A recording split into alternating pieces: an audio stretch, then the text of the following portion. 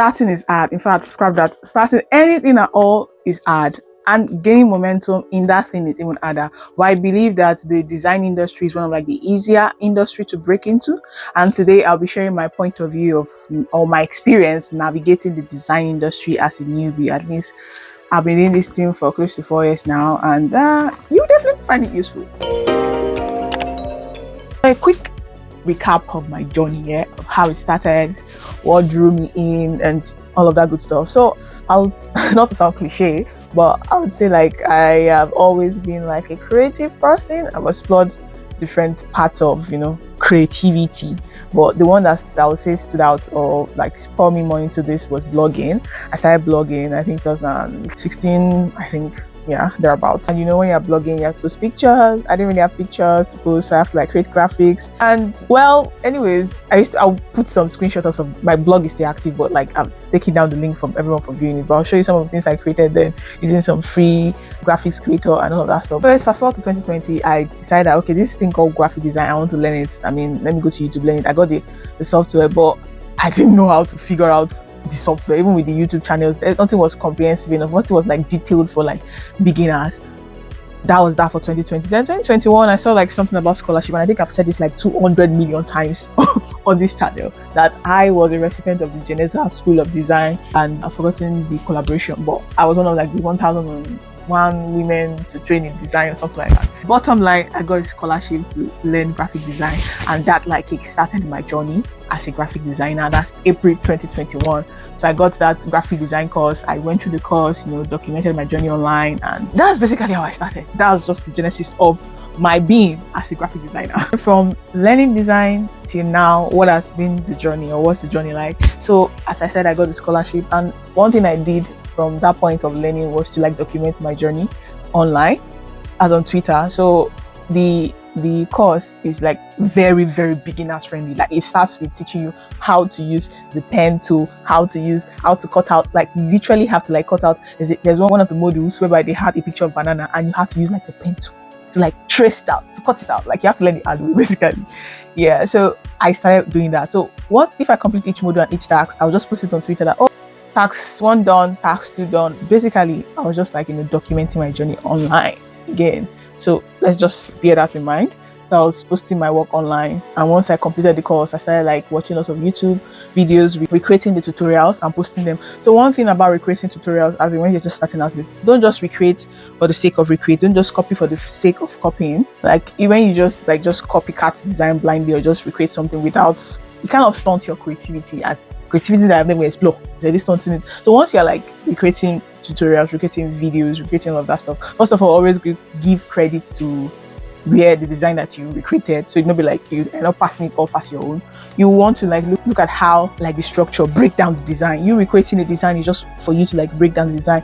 As you're breaking down the design, you're seeing how the designer is thinking, is helping you your own thinking too. Because like I said, starting is hard, and the hard part is to like be good at your job. And for you to be good at your job, you have to put hours and hours of practice into being good at your job before you can like get recognized, or even say, okay, you want to like step into the room, you want to like being in the industry basically. And I noticed that once I started posting my work, I started like getting exposed to more designers. So that's another thing I did. Me posting my work exposed me. I don't know, the algorithm just like recalibrated itself. I started seeing like designers because like I said, I'm fresh off the design course, and the design course had a Slack channel, but the Slack channel was not as like engaging, and we are all newbies in that Slack channel, so they are like past students and all of that stuff. But I mean, it's not just giving what he ought to give. So but online, I started posting, I started seeing lots of designers, like, because I'm just in silos, yeah, but posting my work, and the algorithm bringing people to my to my feed. It made me like start following designers, seeing their work, and that's one thing you want to do again. You want to surround yourself with like good design. Like, as you're starting off, let your aim not be profit. Don't start off to say you want to make money. That is one recipe for disaster. That is one recipe for downfall. You don't break, even as easy as this industry is to break in. Like if you start out with money being your motive, I'm sorry to break it to you, you're going to find it hard to navigate the industry, because you need to be good at your stuff. And you are not there yet. The money should not be like your number one goal. So if you are learning design to like make money off it, I would say that you have to have something else that's bringing you income, so you can dedicate like the first year or the first 2 years to just working, just grilling work, refining your skills, owning your skills, your hard skills, your soft skills. You have to, like, because I understand that money is important, and yeah. So like I said, I was like, posting my work made me follow lots of other designers. I was following their work, I was engaging with their content genuinely.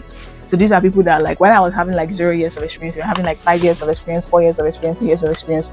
I was just engaging with their tweets harmlessly, basically. And that led me to like find like a community. It led me to like find community of designer. And one community that I found was the CAV design community. That's Chuku Adeze Victoria design community. It helped me a lot. And from those communities, you can, make contacts, like your peers. There's one thing that Isare said, one of our videos, where she talked about, instead of looking to network upward, why don't you network across, like network with your peers, people that are able to grow together with. So when you join these communities of designers, you have to be active, basically. If they have design challenge, join in their design challenge post, because like I said, this is visibility. As a newbie, what you need in terms of making connection with your peers is visibility. If you don't post your work, nobody's going to know you, nobody's going to engage with you, nobody's going to want to talk to you. You'll just be alone. And that's just the hard truth. I know it's like, as a newbie, you should be like, you're a newbie, your designs isn't great, you want to not show the world those errors. But fuck that, post your work. You'll be able to look back and see that this is where I started from. And I think I've said this a few times on this channel, just twice on this channel, was the fact the first friend I made in this design industry was, I made this friend off Twitter. So what made that friend was that, like I said, I had been following lots of designers on Twitter, just Nigerian designers, basically, just when you follow them, you can see their tips, their client story, how they get clients, all of that. It will give you like insider info into the industry. So that one particular tweet said, okay, tag a designer that you admire. And I just tagged the 3 designers that I admire. So one of them just reached out to me like, oh my god, you actually really? And I'm like, sir, your work is top notch. And that relationship kind of like blossomed in the next like 2 years. And I was genuine about the connection. Like I admire these people, I admire the work they put out. So it's not like, okay, I was following them or just saying stuff to like butter their ass. I was not saying stuff to butter their ass. So we made good friendship, and down the line I kind of got a job. I got a job from that said contact. My first job, in fact, came from that said contact. And down the line I got like a few other gigs from that same contact. So that's why it's good for you to like put yourself out there, be visible, because that's how I just did it. So that also automatically, like, like I said, getting insider info, it also automatically like bring jobs to your feed, like, because your feed is strictly work. So you kind of like, when there's job opportunities, you'll be first to see like, oh, we need a junior designer, I need someone to help me with designs. Even designers, they post work, they're like gigs for other designers. So that's one way like you can, get yourself into the industry. And how many years down the line, I found myself in another group. This one was actually like a paid mentorship, and this paid mentorship actually changed my life in a good way. It changed my life. So if it's something you can afford, when you like trusted mentors, people that, because nowadays there's so many people who feel that they can coach people, they can mentor people, but it's not everybody that can be a mentor. Make sure that the person you want to be mentored under has like a good track record, like they know their onions. This one is not just social media hype, it's not just social media following, it's not just, can you see their works, evidence day to show for this thing they are doing. I was like one of the first set of CAV mentorship group in 2023. Yeah, so when I quitted my first job, I quitted and was like, I already had a plan, like, okay, I have to get mentorship because I needed mentorship. Because the way you present yourself in the industry actually matters. I kind of see some designers like myself, new designers, under post of all these senior designers or people with more experience, and their comments like, oh, mama, senior man. So I'm like, yo, like, I don't know, maybe it's just my personality. Look at the design. What can you compliment about it? Don't just mentor me, this thing. Because these people, they have thousands of people that are saying mentor me, no mentor me. Like, it's just like another hype to them. And drop meaningful comment on their post. Let them engage back with you. If they never engage, you just drop it. They will notice you. They will notice that, oh, person. You could ask them questions. You like meaningful questions. Just make genuine connections. And another thing you want to take advantage of is take advantage of all these free courses, free webinars. So most of this, for example, CAV, she always like. In fact, this month she has done like a free class already.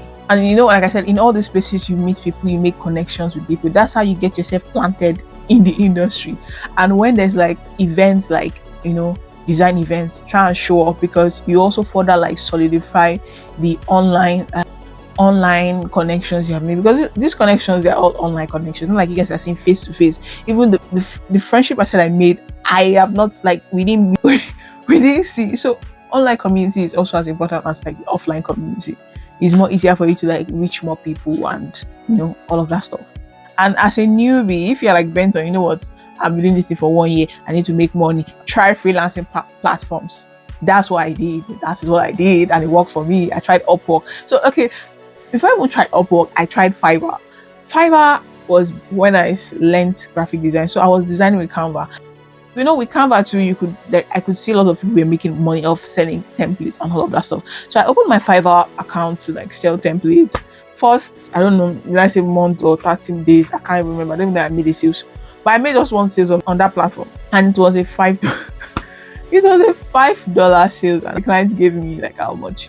He gave me 3 stars. Like, I think stars is like bad, but if you're just starting, he's supposed to give me 5 stars.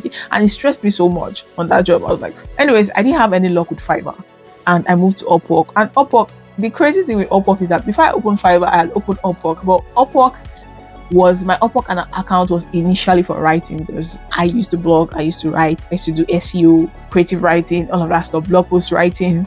So, but nothing, no luck. I didn't get any luck. But by the time I switched to design. By the time I switched to design, I think it took me about, a month or 2 months. I'm not really sure. September, October, November. Because by November, I got my first gig of Upwork. I got my very first gig of Upwork after being on the platform for like 2 years or so. Because the writing didn't bring anything for me. So I just revamped my profile and all of that stuff. And again, let me tell you something. This is why I'm always pro paying for knowledge when you can, and especially if that knowledge is coming from like a certified person. This is not someone that just packing stuff off YouTube to sell to you, stuff that you could Google yourself. So I just paid for a class, the Upwork class. It was just 5K. I think it was this guy, I've forgotten his name, person that hosted the class. So after that class, I think like 30 days or a few days later or 2 weeks later, or I don't know, I got my first job on Upwork, and I made about, maybe the first one was just $30, the next one was $100, my next job was $350, the next one was $150, like, you get.